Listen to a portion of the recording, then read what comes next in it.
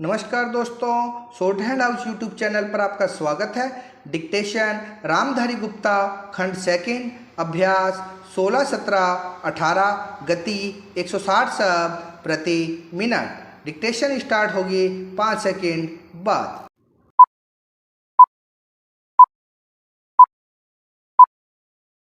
Start. महोदय, सामुदायिक और सामाजिक परिसंपत्तियां सृजित करना ग्रामीण गरीबों को प्रत्यक्ष तथा निरंतर लाभ पहुंचाने हेतु उनके लिए परिसंपत्तियों का निर्माण करना, मजदूरी स्तरों पर सकारात्मक प्रभाव डालना, ग्रामीण लोगों के जीवन स्तर में समग्र रूप से सुधार लाना, गरीबी की रेखा से नीचे बसर करने वाले लोग लक्षित वर्ग है। अनुसूचित जातियों, अनुसूचित जनजातियों तथा मुक्त बंधुआ मजदूरों को वरीयता दी जाती है। रोजगार के 30% अवसर महिलाओं के लिए आरक्षित है। केंद्र और राज्यों द्वारा 80 व 20 के अनुपात में व्यय वहन किया जाता है।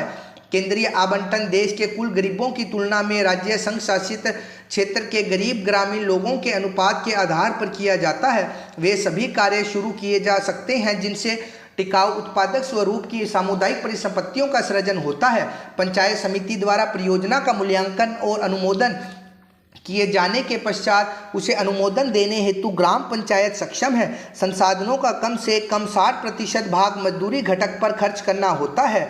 जवाहर रोजगार योजना के कार्यों के निष्पादन हेतु ठेकेदारों अथवा बिचौलियों को लगाए जाने की अनुमति नहीं है। मजदूरों को रियायती दरों पर प्रतिदिन 2 किलोग्राम खाद्यान्न दिया जाता है। 1755 पुनर्गठित ब्लॉकों में मजदूरों को दिए जाने वाले खाद्यान्नों का जारी मूल्य प्रति किलोग्राम 50 पैसे कम है।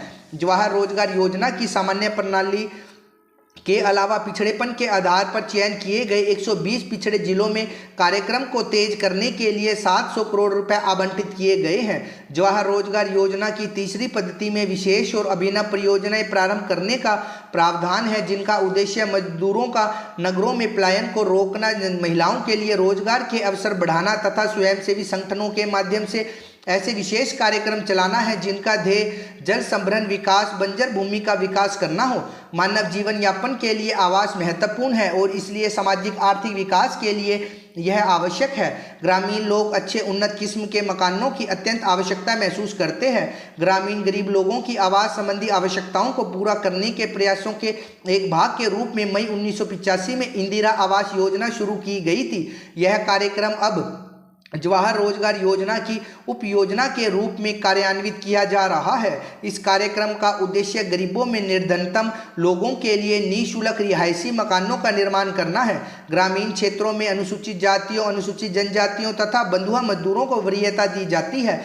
जवाहर रोजगार योजना के तहत राष्ट्रीय स्तर पर 10% संसाधन इस कार्यक्रम के लिए निर्धारित किए जाते हैं। जिलों में निधियों का वितरण अनुसूचित जातियों, अनुसूचित जनजातियों तथा मुक्त बंधुआ मजदूरों की कुल ग्रामीण जनसंख्या में से इस विशेष वर्ग के गरीबों के अनुपात के अनुसार किया जाता है। मकानों का आवंटन लाभ भोगी परिवार की महिला सदस्य के नाम किया जाता है।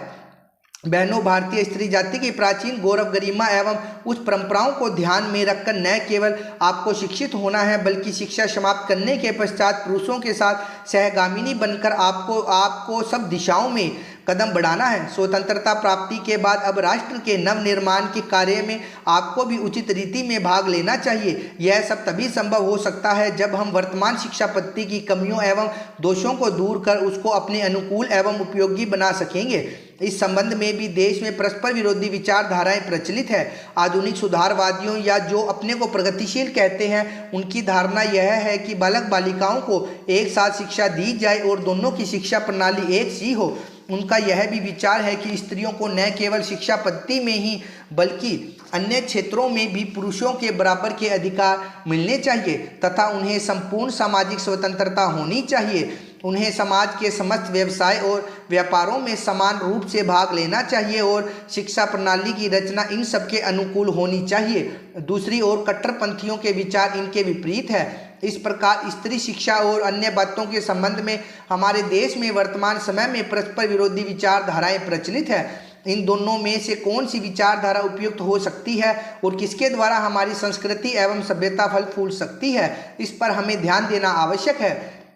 जहाँ तक मेरा अपना विचार है, मैं समझता हूँ कि हमारे लिए इन दोनों के बीच के मार्ग को अपनाना श्रेयस्कर होगा। वर्तमान शिक्षा पद्धति के आदर्श एवं उद्देश्यों में जो दोष पाए जाते हैं उनके अतिरिक्त वह बहुत महंगी सिद्ध हो रही है। प्रतिवर्ष हम अपने शिक्षालयों द्वारा हजारों विद्यार्थियों को तैयार करते हैं, जिनमें से बहुतों को नौकरियां न मिलने पर जीविका चलाना बहुत कठिन हो जाता है।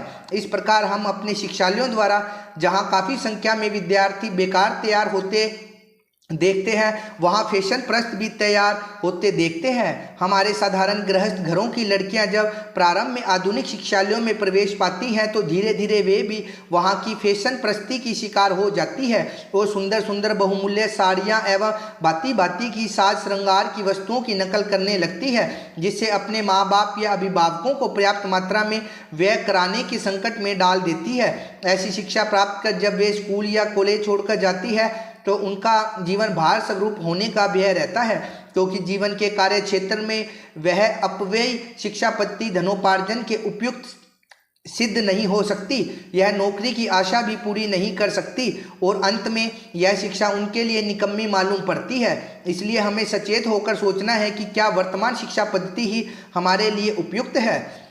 महोदय, कुछ समय बाद जैसे ही समाचार पत्रों में बहुत से लोग काम करने लगे और प्रकाशन कार्य के लिए व्यवसाय यंत्रों की आवश्यकता पड़ी, इस कार्य ने उद्योग का रूप धारण किया। निःशुल्क प्रचार अथवा सेवा की भावना अब अव्यवहारिक जान पड़ी और प्राय लुप्त हो गई।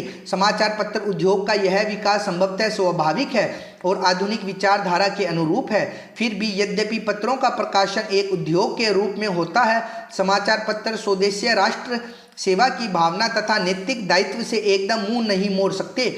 यह भी स्वीकार करना होगा कि इस उद्योग की यथोचित उन्नति के लिए यह आवश्यक है कि दूसरे उद्योगों की भांति यह भी उन सभी साधनों से संपन्न हो जो अन्य उद्योगों ने या तो प्राप्त कर लिए हैं या वे उनकी प्राप्ति के लिए प्रयत्नशील है। इसलिए यह सभी के हित में है कि समाचार पत्र उद्योग उन्नत हो और इसका आधार अधिक से अधिक ठोस हो।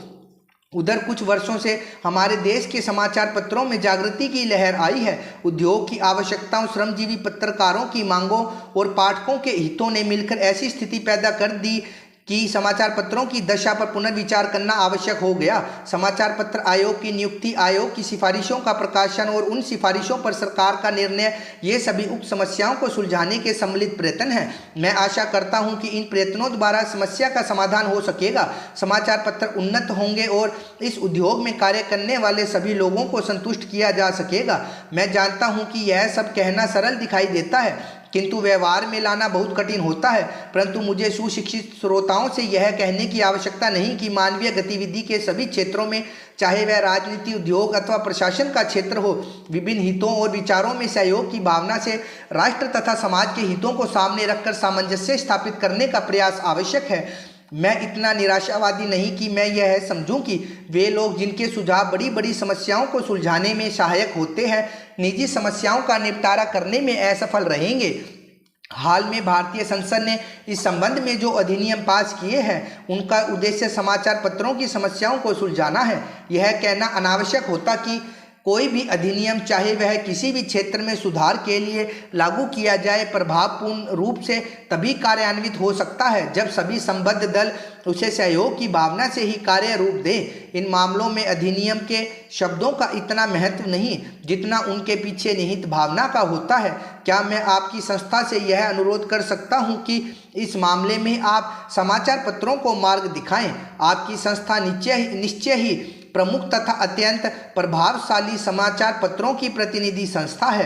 प्राय सभी बड़े समाचार पत्र आपके सदस्य हैं। आदरणीय साथियों, भारत में पंचायती राज की मान्यता सदियों से रही है। पंचों में परमेश्वर वास करता है, ऐसी हमारी मान्यता रही है। वेदों में कहा है कि 5 व्यक्ति समर्पित रूप से मिलकर यज्ञ को पूर्ण करें। स्वर्गीय राष्ट्रपिता महात्मा गांधी जी की मान्यता थी कि भारत की आत्मा गांवों में बसती है। जब तक गांव स्वतंत्र नहीं होते, देश पूर्ण रूप से स्वतंत्र नहीं होगा। गांधी जी के अनुसार सच्चे लोकतंत्र का परिचालन केंद्र में बैठे 20 व्यक्तियों द्वारा नहीं कराया जा सकता है। इसका क्रियान्वयन प्रत्येक गांव के निवासियों के माध्यम से ही होना चाहिए। उनके अनुसार जन समर्थन प्राप्त पंचायतों को कोई भी कानूनी कार्य करने से नहीं रोक सकता। गांवों का प्रत्येक समूह या उस समूह के सदस्य अपनी पंचायत बना सकते हैं, चाहे भारत के अन्य गांवों में पंचायतें हों अथवा नहीं हो। गांधी जी की यह मान्यता थी कि हर अधिकार कर्तव्य से ही मिलता है, ऐसे अधिकारों से कोई भी वंचित नहीं कर सकता। पंचायत लोगों की सेवा करने के लिए है तथा भारत का हर लोकतंत्र इकाई गांव ही है। भारतीय संविधान के अनुच्छेद 40 में पंचायती राज के संबंध में अंकित किया गया है कि राज्य ग्राम पंचायतों का संगठन करने के लिए अग्रसर होगा तथा उनको ऐसी शक्तियां और अधिकार प्रदान करेगा जो उन्हें स्वायत्त शासन की इकाइयों के रूप में कार्य करने योग्य बनाने के लिए आवश्यक हो। स्टॉप। डिक्टेशन का बार बार लिख के अभ्यास कीजिए तथा इसे ट्रांसक्राइब जरूर कीजिए और जिन जिन शब्दों की मिस्टेक्स आ रही है उनकी आउटलाइन बना के उसकी प्रैक्टिस करें। धन्यवाद।